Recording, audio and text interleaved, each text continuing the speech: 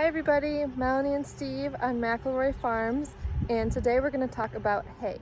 So I always assumed that hay was like straw. It was dry, it was what you put down in like a horse's pen, but I'm learning that it's actually not the case.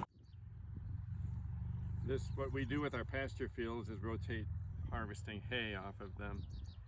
And this one, this is the first cutting of the year. It's the end of June.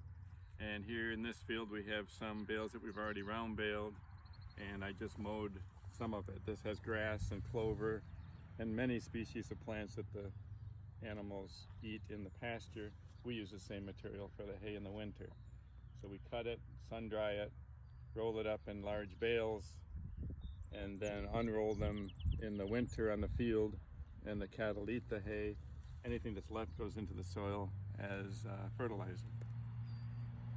And it's also a way for grasses from one field to make it over onto another field when they get unrolled in the winter, because that's where the cattle will eat them, poop them out, stomp on them, and so those seeds are what travels around the farm and how we get different plant diversity naturally planted and seeded and growing throughout.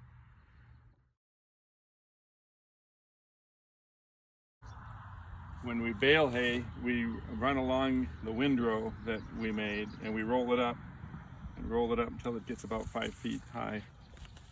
And when we feed the cattle, we have on the back of the tractor, we hold on to it here, and it's like a wheel, and we drive ahead and unroll it just the way we made the hay. So it'll make a long strip just like this is that we're going to bale, and then the cattle can spread out and eat it. This is my first cutting at the end of June. We hopefully get 3 cuttings once a month, depending on how much rain we get.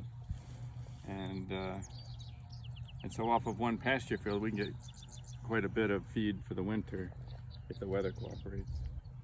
And it's always extra good for the marbling of our meat, for the animals to have a mixture of grazing in the winter and then also this dry foliage from our baled hay. Okay, one other. So hay is not just a bunch of dried grass that gets used on the bed of a barn. It's super important to an eco-regenerative grazing process. And that's all for now.